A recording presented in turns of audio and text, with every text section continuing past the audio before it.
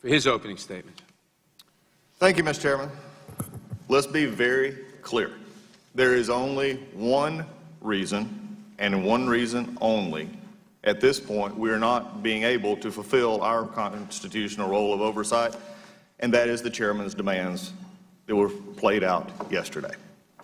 We could have had a hearing today. What bothers me the most about this is not only did, in standing for the questions that were discussed and the issues that have been discussed between me and the chairman, not only did he take the ability for the American people to hear again from Bill Barr, he took our ability to hear from Bill Barr today. To protect, maybe, because some didn't feel like they could ask proper questions. Maybe they wanted more staff questions. Who knows? But yesterday we found this, that he claims that he wants staff to question the Attorney General because the 5 minute per member is not enough. But yet we spent and approved a motion yesterday that said we could do a whole hour, an extra hour, between the chairman and myself. He could have taken one of these fabulous members that he has, and he has some excellent attorneys on his side, some of the best. He could have given them all 30 minutes, and they could have questioned the Attorney General any way they wanted to. Instead, we go back to a circus political stunt to say we want it to look like an impeachment hearing because they won't bring impeachment proceedings. That's the reason. Take whatever you want to take. You can go out and have press conferences. You can state it from this dais. You can say whatever you want to have. But the reason Bill Barr is not here today is because the Democrats decided they didn't want him here today. That's the reason he's not here. You could have done anything else you wanted. And what is amazing to me is to say that he is scared of answering questions, to scared that he's not. And you can disagree with the Attorney General all you want, but for yesterday, he sat for over almost 6 hours in the Senate voluntarily asking questions, even on a second round that was taken up by Democrats who wanted to ask more questions. And you can agree, did he do good, did he do bad? It doesn't matter, but we're not getting that opportunity today because the stunt and the circus continues over here.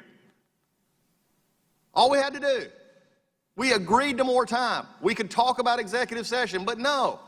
For some reason, for some purpose, except the optics of something they can't do or don't want to do right now, they wanted to have a staff member ask questions. I said before, if that staff member wants to ask questions so desperately, run for Congress. Put a pin on, find a committee. But you know, I can continue on and on and on about the issue that we have here and the impeachment agenda and whatever you want to have, and saying that he's blackmailing this committee, he's terrified to come before this committee. I think yesterday he proved he's not terrified to sit before anybody, especially the Senate, which they actually extended the question time on. He answered the question, whether you like the question or not. As my chairman told me yesterday, it's not a matter of where we agree or disagree on this. We have the motions, we move the motion, we do the motion. You can agree with the Attorney General or disagree with the Attorney General, but not hearing from them is a travesty for this committee today.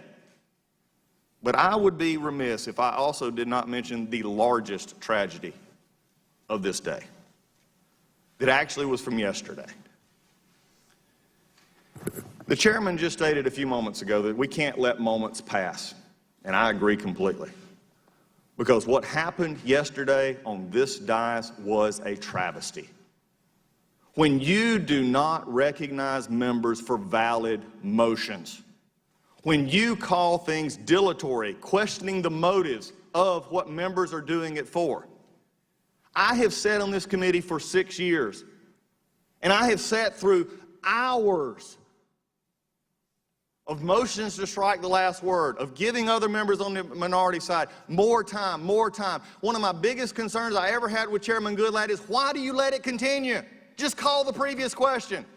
And on two occasions last Congress, he did. On resolutions of inquiry, after almost 6 to 7 hours of debate. The question I have here is not what Bill Barr is scared of. My question is, what are the Democrats scared of? They don't want Bill Barr here today. They've had the report, they've read it, they don't like what's in it. The chairman won't even go look at what the Attorney General offered him. It's pretty amazing to me. He wants to go in executive session and ask questions about it, but he won't go read it. Now, you can go read it and ask for more. But here's the problem today, and this problem from yesterday is not over.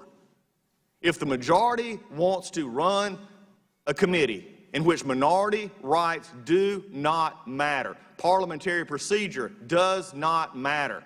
We saw it on full display yesterday. It will not continue. We will continue this exercise, and we will exercise what we have as minority, which is the minority rights to ask questions, to make motions. Because at the end of the day, unless we've forgotten, Mr. Chairman, you've got more votes than we do.